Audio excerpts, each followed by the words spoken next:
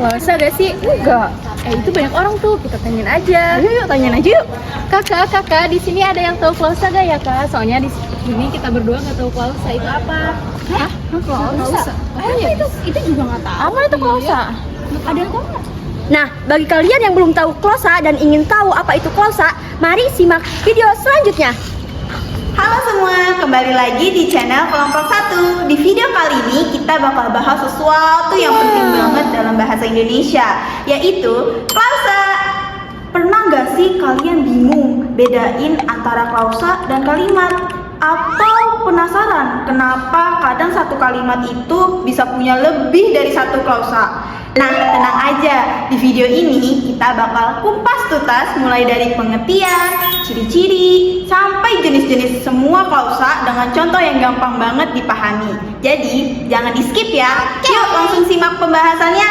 Apa itu klausa? Klausa sendiri berasal dari bahasa Latin clausula, bagian dari kalimat atau unit yang lebih kecil dalam struktur bahasa yang terdiri dari subjek dan predikat, tetapi belum tentu bisa berdiri sendiri sebagai kalimat.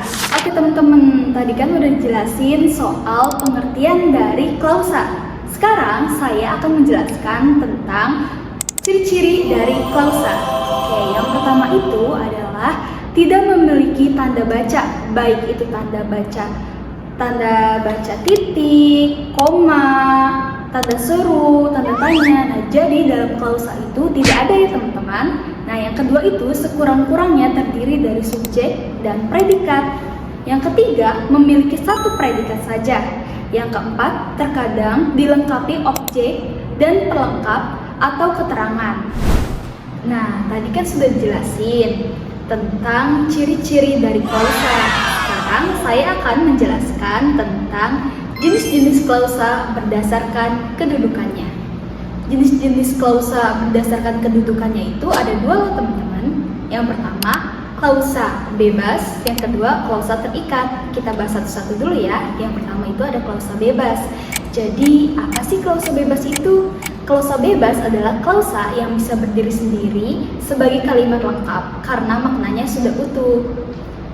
Contohnya itu, aku sedang belajar bahasa Indonesia. Nah, aku ini berdiri sebagai subjek, lalu sedang belajar berdiri sebagai predikat. Objeknya itu bahasa Indonesia. Nah, ini merupakan klausa yang utuh atau bisa disebut juga dengan klausa bebas. Selanjutnya itu, contoh yang kedua, ayah memperbaiki motor di garasi. Subjek yaitu ayah, predikat yaitu memperbaiki, objeknya itu adalah motor. Nah, ini juga utuh teman-teman. Jadi ini bisa disebut sebagai klausa bebas. Selanjutnya yang kedua ada klausa terikat. Klausa terikat itu adalah klausa yang tidak bisa berdiri sendiri teman-teman karena maknanya belum jelas tanpa klausa lain. Contohnya, jika ayah memperbaiki motor, nah itu kan harus ada lanjutannya ya supaya lebih jelas. Nah, untuk analisisnya, subjek ayah, predikat memperbaiki, objeknya itu motor.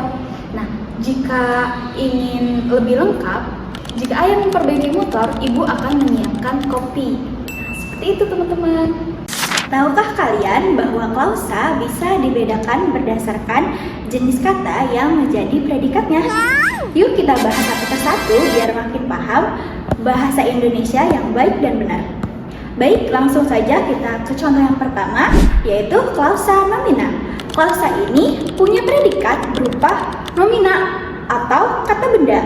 Biasanya klausa nomina ini digunakan untuk menjelaskan identitas atau kedudukan seseorang. Contohnya, kakakku seorang dokter. Kakakku ini berdiri sebagai subjek, sedangkan seorang dokter berdiri sebagai predikat. Kata dokter adalah kata nomina, bukan kata kerja. Kalimat ini menjelaskan siapa atau apa seseorang itu. Yang kedua ada klausa verbal. Klausa verbal yaitu klausa yang predikatnya berupa kata kerja atau kata verba. Nah, verba ini bisa dibagi menjadi dua. Yang pertama ada verba transitif dan verba intransitif. Nah, yang pertama itu ada verba transitif. Verba transitif butuh objek agar maknanya lengkap. Contohnya, Rina membaca buku. Rina berdiri sebagai subjek, membaca berdiri sebagai predikat, dan buku berdiri sebagai objek. Nah, struktur klausa tadi belum lengkap kalau tanpa objek. Kalau cuma bilang Rina membaca, kita pasti bertanya, Rina ini membaca apa? Nah, selanjutnya ada klausa verbal intransitif. Verbal intransitif tidak membutuhkan sebuah objek karena maknanya sudah lengkap. Contohnya, ayah sedang tidur. Ayah berdiri sebagai subjek dan sedang tidur berdiri sebagai predikat. Kata tidur sudah bermakna penuh tanpa perlu penambahan objek. Ketiga, ada klausa adjektiva, yaitu klausa yang predikatnya berupa kata sifat atau adjektiva. Contohnya, hari ini terasa panas. Hari ini berdiri sebagai subjek dan terasa panas berdiri sebagai objek. Predikatnya berupa adjektiva, yaitu panas, yang menggambarkan keadaan subjeknya. Selanjutnya ada klausa preposisional. Klausa preposisional memiliki predikat berupa prasa preposisional, yaitu prasa yang diawali kata depan seperti di, ke, dari, pada, atau dengan. Contohnya, tasnya di atas meja. Tasnya berdiri sebagai subjek dan di atas meja berdiri sebagai predikat. Predikat menggunakan kata depan di yang menunjukkan suatu tempat. Nah, selanjutnya yang terakhir ada klausa numeral, yaitu klausa yang predikatnya berupa numeralia atau kata bilangan. Contohnya, pesertanya ada 5 orang. Pesertanya berdiri sebagai subjek dan 5 orang berdiri sebagai predikat. Predikat 5 orang menunjukkan jumlah, jadi tergolong klausa numeral. Kesimpulan dari penjelasan tadi, kita bisa menyimpulkan bahwa klausa merupakan satuan gramatikal yang sekurang-kurangnya terdiri atas subjek dan predikat. Klausa bisa berdiri sendiri sebagai kalimat, tetapi bisa juga bergantung pada klausa lain. Berdasarkan kategori katanya, klausa dapat berupa nominal, verbal, adjektival, preposisional, atau numeral, tergantung pada jenis kata yang menjadi predikatnya. Nah, itu dia pembahasan kita tentang klausa, mulai dari pengertian, ciri-ciri, hingga jenis-jenisnya. Semoga materi ini membantu teman-teman mudah memahami struktur kalimat dalam bahasa Indonesia.